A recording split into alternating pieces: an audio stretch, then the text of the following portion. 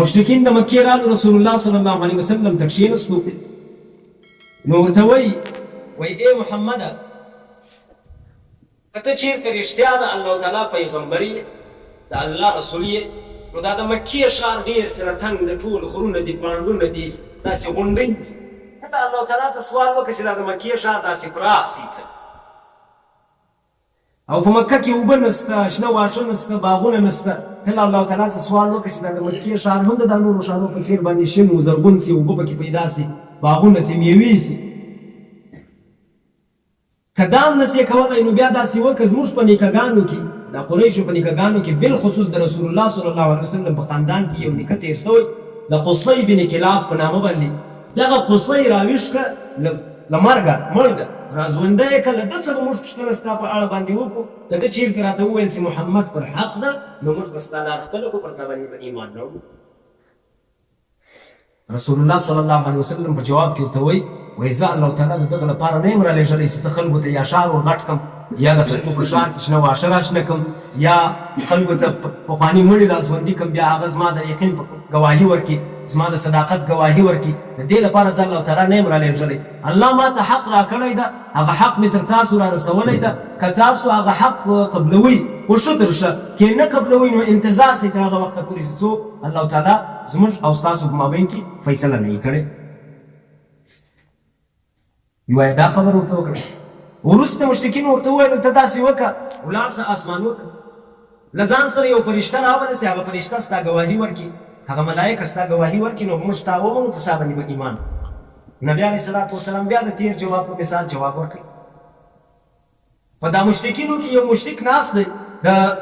عبدالله ابن ابي امیه په نامه باندې. هغه ولاړ سو، وایي ای محمده، موږ د تا څه ډېر شیان وغوښتو، تا یو هم نه کوي را ثابت. نه دې قصی بن کلاب راژوندی کوي، نه دې ښار را غټ کوي، نه دې ښار را شین کوي، نه دې له ځان سره یو فرشته راوړلی، یوه شي ته هم ته نه یې تیار. نو واوره ای محمده، قسم دې مې په ذات د الله یې چې نه جګه کې اسمان ته وخېژې، له اسمانه 4 فرشتې در سره راملګري کې، هغه 4 فرشتې درته راسي، ستا ګواهي ورکړي، په ستا صداقت اعلان کړي چې محمد رښتیا وایي، هم به زه پر تا باندې ایمان نه راوړم.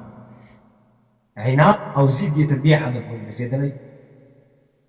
نکته په دې ځای کې دا دی، ګورئ رسول الله صلی الله علیه وسلم دوی ته هر وارې دا جواب ورکوي، وایي زه د دې لپاره نه یم راغلی، څه چې راغلی یم د دې لپاره راغلی یم چې حق تاسو ته در ورسوم. کې قبلوئ ښه تر ښه، کې نه قبلوئ نو انتظار و هغه ورځ ته سئ، په هغه ورځ باندې الله تعالی زما او ستاسو په مابین کې فیصله کوي. دا جواب ورکوي، نه فرشته راولي، نه قصی بن کلاب راژوندی کوي. که الله تعالی ته ووایي، الله تعالی بعیده نه ده، الله تعالی د حق د نبي علیه صلات وسلام هره خبره مني. قصی بن کلاب بیا ورته راژوندی کړی وای، د اسمانه بیا فرشتې هم رالیږلي وای. خو دلته اصلي نکته دا ده چې دا مشرکین په عناد کې غرق کړو.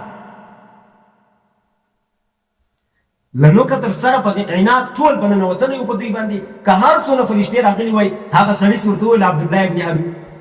امیه، هغه ورته وایي که 4 فرشتې در سره راولې. په دې ځای کې اشاره وه دا 4 مقربو فرشتو ته، د جبرائیل، عزرائیل، میکائیل، اسرافیل علیهم السلام. دغو ته اشاره ده که چېرته دغه در سره راشوه چې ستا ګواهي ورکړي، هم دې زه نه منم. الله تعالی ته معلومه وله چې دوی یې نه کوي، نو نبي علیه صلات وسلام ته هم دا معلومه وله چې دوی ایمان نه راوړي. په دې وجه باندې نبي علیه صلات وسلام یو شي ته هم نسو تیار. که یې دا معجزې ورښکاره کړي وای، له هغه باوجوده به دوی ایمان نه وای راوړی، ځکه چې تر دې ډېرې غټې غټې معجزې نبي علیه صلات وسلام دوی ته ورښکاره کړي دي. لمر یې پر خپل ځای درولی ده، سپوږمۍ یې 2 خواوې کړې ده. انشاءالله وخت را روان ده، دا معجزې به په تفصیل سره بیا وایو، که الله تعالی را سره ملګری وو.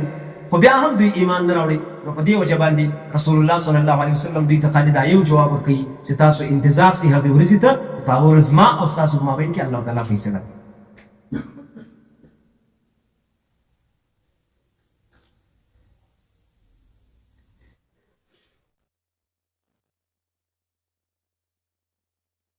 یو روایت کې راځي، وایي مشرکینو د مکې رسول الله صلی الله علیه وسلم ته وویل ته داسې وکړه،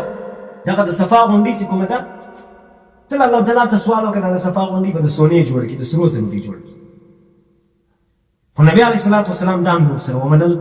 محدثینو دلته توجیه دا ذکر کړی دی، وایي نبي علیه السلام ولې نور سره ومنله؟ په دې وجه یې نه ومنله. ګورې ما تاسو ته مخکې هم دا ویلي دي چې نبي علیه صلات وسلام فاطمې ته ویل، وایي فاطمې که زه د الله تعالی څه د مکې دره ټوله په سونا بدله وغواړم، الله تعالی به ما ته د مکې دره ټوله په سونا را بدله کړي.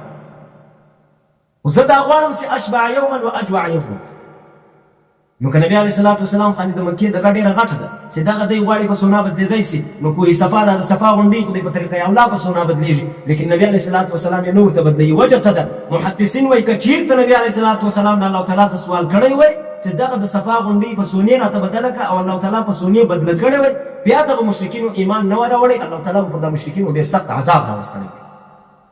هغه د نبی علیه الصلاة والسلام قریبان دي د نبی علیه السلام پر قریبانو باندې الله تعالی سخت عذاب نه لورېږي په دې وجه باندې دغه کوه صفا نبی علیه الصلاة والسلام انکار ورته وکړي چې دا په سونا باندې زه نه درته بدلوم دا خو تېر سو په دغه سوالونو کې مشرکینو ته یوه نافعانه ورسېدله مشرکینو د مکې قریشو سردارانو مشوره سره وکړه چې موږ به یو څوک دوه درې کسان ولیږو مدینې منورې ته په مدینه منوره کې به د یهودي علماو سره کښېني له هغو څه به یې څه سوالونه زده کړي پر محمد به یې موږ وکړو که چېرته د هغو سوالونو جوابونه محمد موږ ته راکړل نو به موږ ایمان ورباندې راوړو که نه راکړل موږ به محمد دروغجن ثابت کړو العیاذ بالله نو له مکې څخه دوه کسان ولاړو مدینې منورې ته هغه دوه نفره یو نظر بن حارث ته یو عقبه ابن ابي معيط دا نظر چې کوم ده دا په ضاد سره د نظر نون ضاد را نظر بن حارث یو عقبه ابن ابي معيط دا دوه کسه ولاړو په مدینه منوره کې له علماو د یهودو سره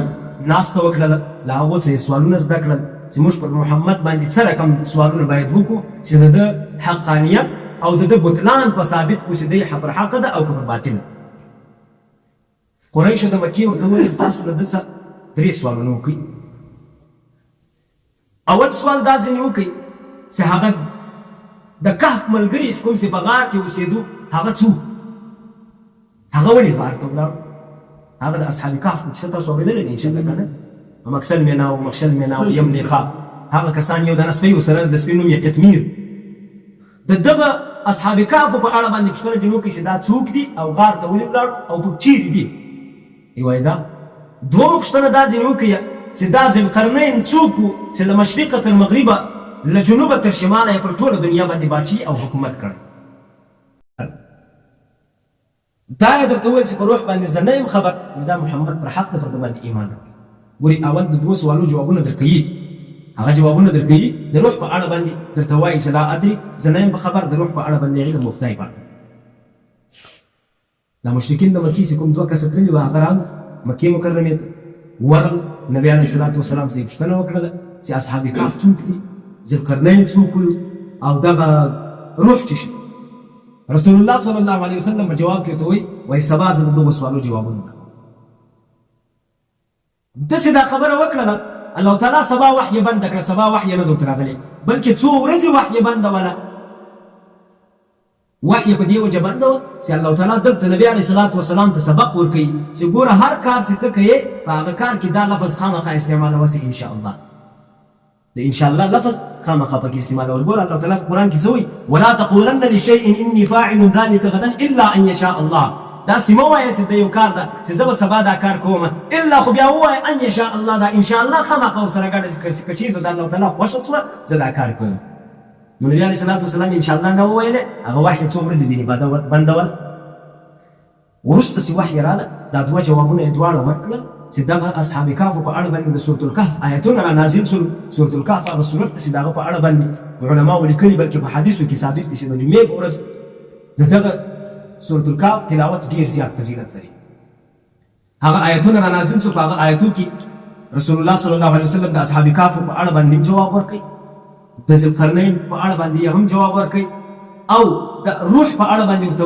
وایي روح چې کوم ده دا من امر ربي دا زما د رب یو امر دی یو معامله ده پټه معامله ده چاته علم نشته خو هغه رقم جوابونه یې ورکړل لکه څنګه چې د مکې د مدینې علماو ورته ویلي خو دغه مشرکین ما درته وویل چې په عناد کې غرق کړلو بیا یې هم ایمان نه اوس به یوارې د مختصره خبره وکړو د روح په اړه باندې چې روح وچی شته وایي ګورې په انسان کې یو روح ده یو نفس ده دا دواړه لطیف جسمونه دي نرم جسمونه دي چې په دغه کثیف جسم کې دوی دننه پټ دي دا زما او ستا جسم چې کوم ده دغه ته په عربي کې جسم کثیف وایي او دغه روح او نفس چې کوم دی دا جسم لطیف ده دا په دغه جسد کې داسې ننوتلي دي لکه هغه په ګلاب په ګل کې چې اوبه وي بیا چې نو تر جوسر یا تر یو شي وباسې را ماشین وباسې اوبه ځینې راته ویږي که دا روح په انسان کې موجود وي هغه انسان ژوندی دا جسم لطیف که په دا جسم کثیف کې موجود یې دا جسم کثیف ورباندې ژوندی ده که دغه جسم لطیف ځینې ووتی انسان مړ کېږي انشاءالله که نه روح او د نفس فرق دا د ګوري روح انسان و اخلاق حمیده ورته د ښه کارو پر طرف باندې ورهڅوي چې ته دا ښه کار وکړه نفس بیا دا کوشش ده چې انسان د بدو کارو طرف ته ورهڅوي چې ته دا بد کار وکړه دا د روح او د نفس فرق